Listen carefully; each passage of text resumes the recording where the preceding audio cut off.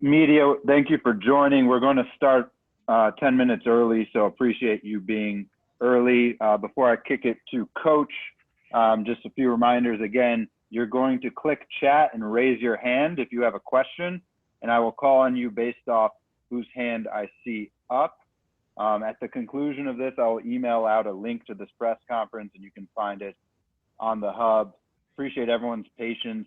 We're all going to get used to this new technology, our coaches, players, media, myself. So we'll get into a rhythm here. And you'll hear from head coach Derek Fisher and 3 players on a daily basis at practice once again. And just the last announcement I'll make is that those of you who've joined our press conferences this summer, those were a bit longer. Those, again, were 40-minute press conferences with 1 player. Please keep in mind that these are just post-practice availabilities as you'd have in person. So Derek and each player will be available for about 5 to 8 minutes. We'll do our best to get to questions, but please be patient on that front. But without further ado, we're going to get started, and we'll kick it over to Miriam Swanson with the LA Daily News.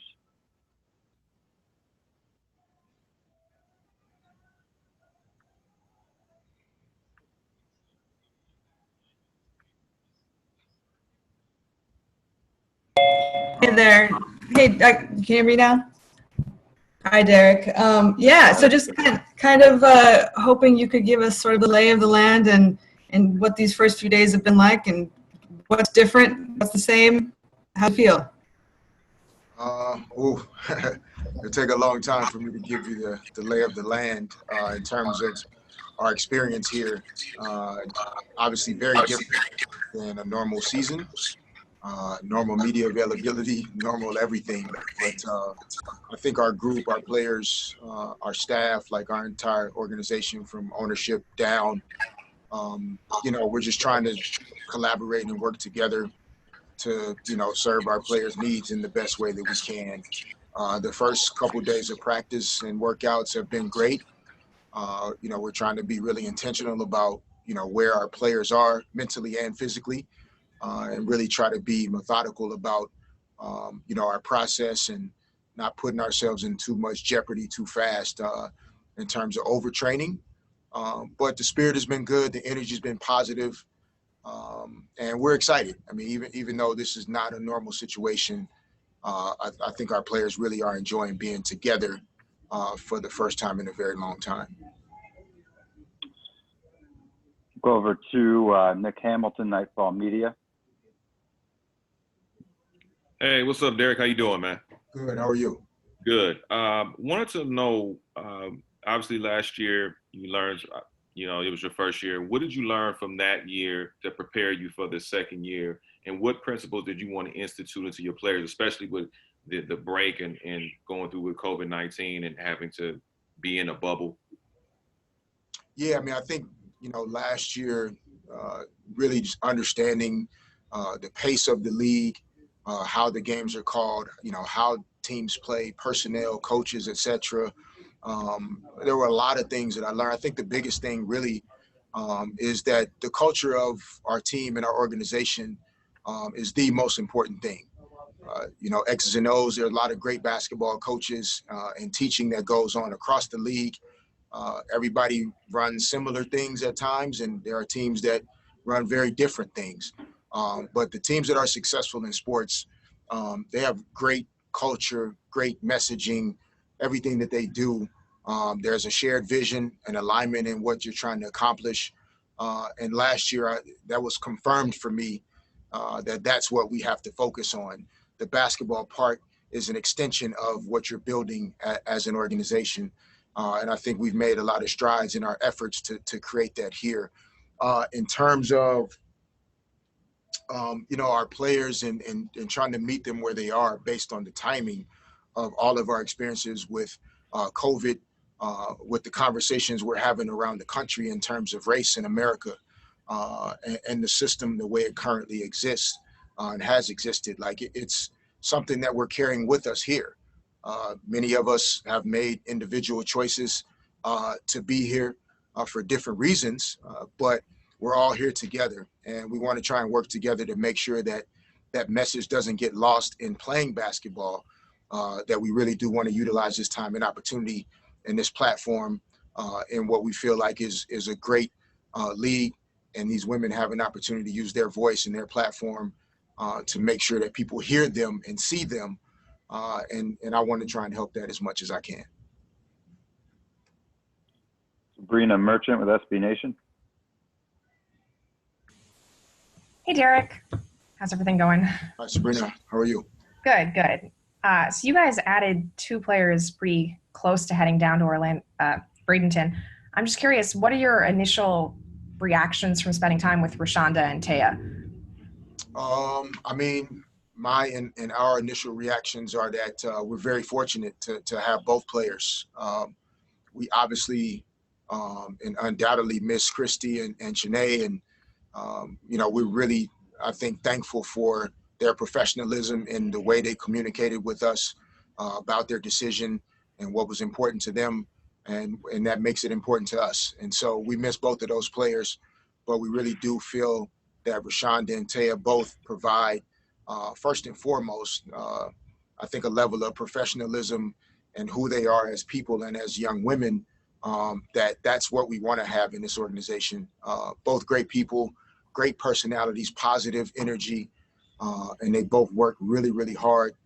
We're impressed with how they've been able to keep themselves in some basic levels of conditioning and fitness, even though, they didn't know what their WNBA future looked like at the time that we called. So we're happy with both, and we're looking forward to seeing what more they can offer us as we build out this season.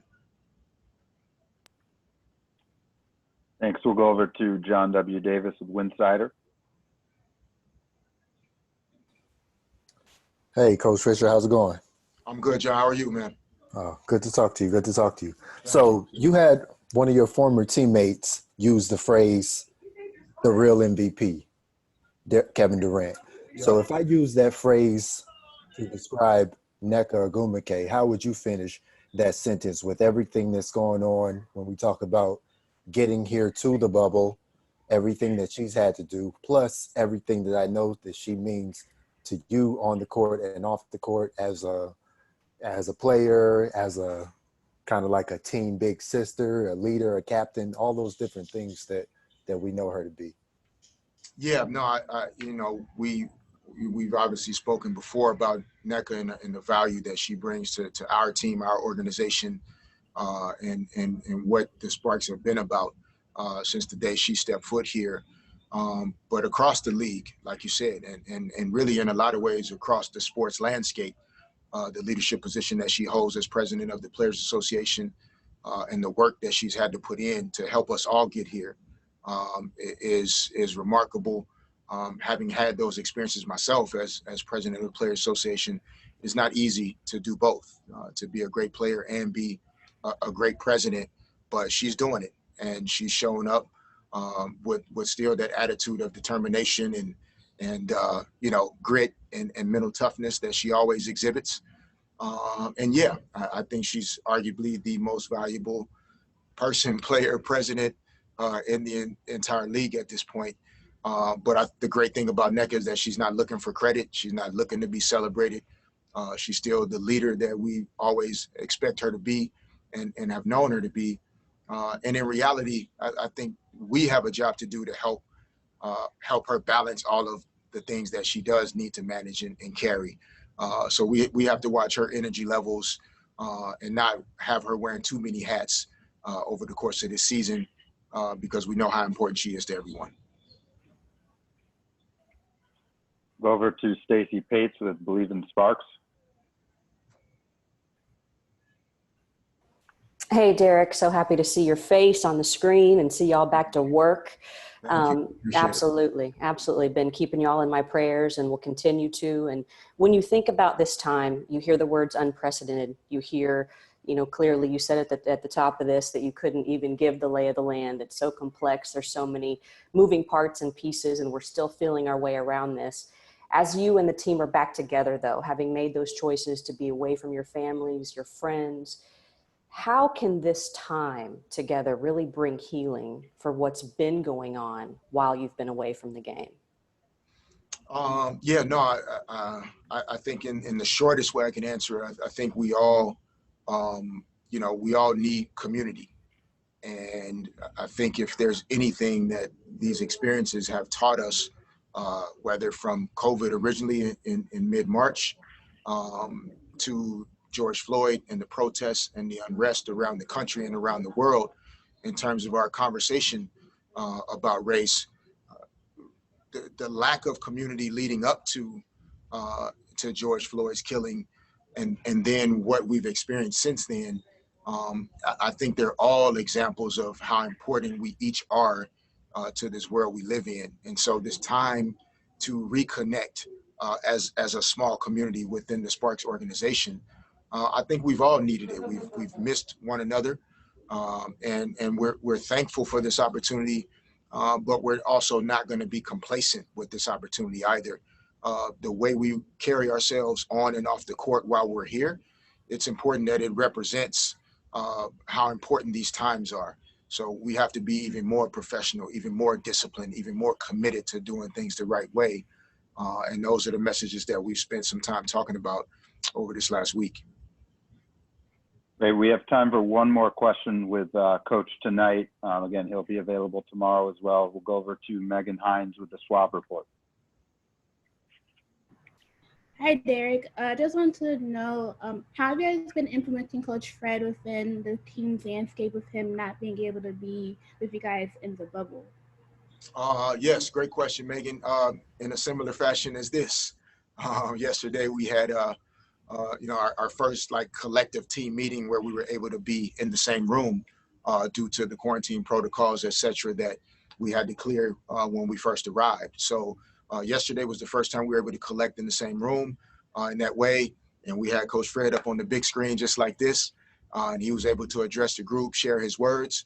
Also, in terms of our coaching staff, we spend a lot of time virtually as we learned how to do through some of the process of learning how to operate during COVID. We've gotten comfortable communicating this way, being able to use our share screen options to watch video together, to still go through strategy, X's and O's, planning, etc. So Coach Fred is going to be still an invaluable piece of any success that we hope to have this year. His voice, his presence, his wisdom.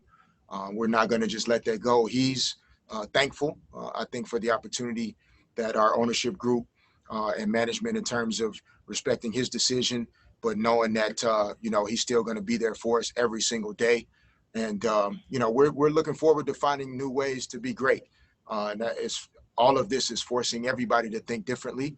And so we're going to think about coaching and teaching in a different way and still find ways to get it done. Thank you so much, Derek, for Thanks, those guys. just joining. Thank you.